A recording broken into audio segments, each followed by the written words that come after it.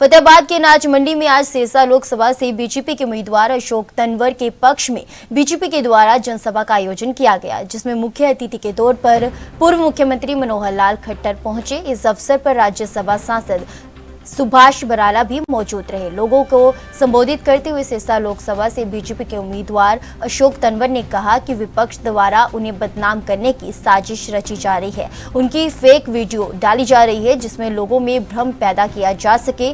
अशोक तंवर ने कहा कि उनकी गाड़ी पर हमला हुआ है, इस प्रकार की फेक वीडियो डाली गई, लेकिन ऐसा कुछ भी नहीं हुआ था। उन पर हमला वर्ष 2016 में जरूर हुआ था, वह भी जिसने करवाया था उसका हिसाब भी भगवान लेगा। अशोक तंवर ने कहा कि इस मामले में उन्होंने चुनाव आयोग को भी शिकायत की है।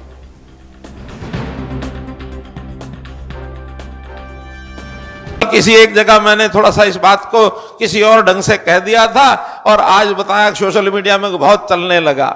मेरे चौधरी भजनलाल जी से बहुत अच्छे संबंध, घंटों में बैठते थे, लेकिन समस्याओं का हल करने के लिए उस समय जो विचार करते थे मैंने तो केवल उसका उल्लेख किया था।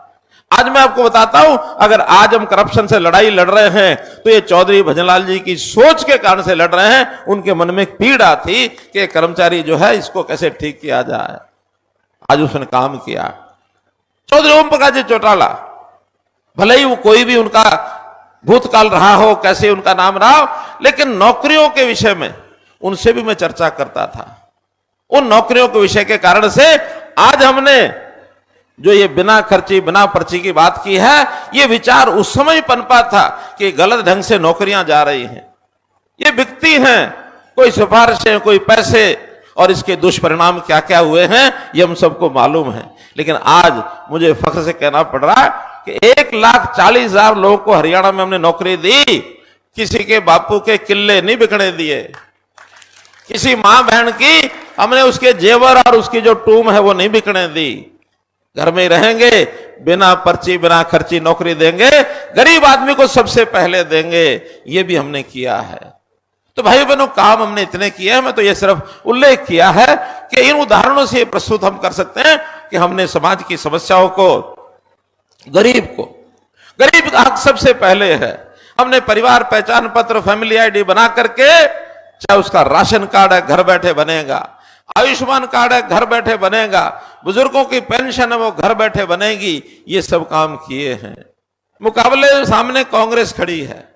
कांग्रेस अकेले तो कुछ दम है नहीं, कुछ कर नहीं सकते।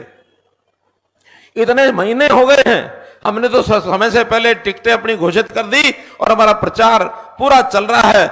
आज लगभग 25 विधानसभाओं में हमारी रैलियां हो चुकी हैं, 90 हैं। आने वाले दिनों में हम सारी जल्दी कर देंगे। कार्यकर्ताओं की बैठकें हो गई हैं, जनता तक पहुंचना शुरू कर दिया है। जब तक वो मैदान में उतरेंगे उस समय तक जनता अपना मन बना चुकी होगी, और जब वो मैदान में जाएंगे लोगों को मिलने, उस दिन उनका पता क्या हाल होगा?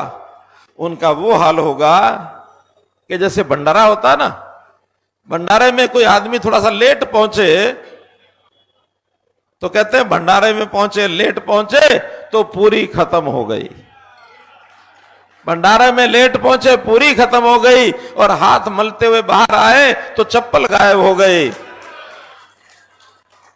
हाथ मलते मलते और फिर बाद में मूंछों को ताव दे के लोगों को झूठा दिखाने के लिए हम तो ये कर देंगे, ये कर देंगे, यो कर देंगे, आसमान से सितारे तोड़ लाएंगे।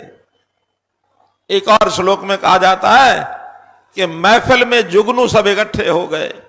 जुगनू समझते ना? जुगनू रात के अंधेरे में कीड़े मकोड़े होते हैं, चमकते रहते हैं। एक महफिल में सब सारे जुगनू मिल बैठ इकट्ठे हो गए और वहां पर रेजोल्यूशन, प्रस्ताव पारित किया कि चलो सूरज का रास्ता बदला जाए। सूरज का रास्ता जुगनू बदलने से बदलता है क्या? तो सूरज हमारे नरेंद्र मोदी उनका रास्ता नहीं बदल सकते, जुगनू कभी नहीं बदल सकते। वो नरेंद्र मोदी जी ने, श्रेष्ठ नेतृत्व ने जो टिकट देकर के आपके बीच में भेजा है, ये आपकी टिकट है, ये अशोक तंवर की टिकट नहीं है। क्योंकि भारतीय जनता पार्टी में किसी एक के कहने से टिकट नहीं मिलती। या तो जो जनता चाहती है उसके ऊपर नेतृत्व मोहर लगाता है।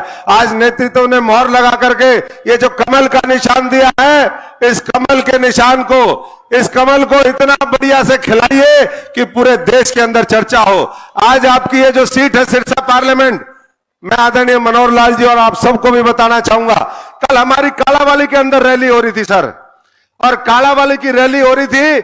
आपकी रैली से, मीनू बेनीवाल जी की ज्वाइनिंग से लोग इतने परेशान हो गए कि उन्होंने क्या किया, एक गाड़ी जो कई 3-4 साल पहले किसी नेता के ऊपर अटैक हुआ था, वो डाल दी और बोले कि भाई ये जो अंधभक्त है अशोक तंवर भाई बुद्धि विवेक से काम करना जानता है, पीएचडी डॉक्टर है, ये अंधभक्त नहीं है भाइयों।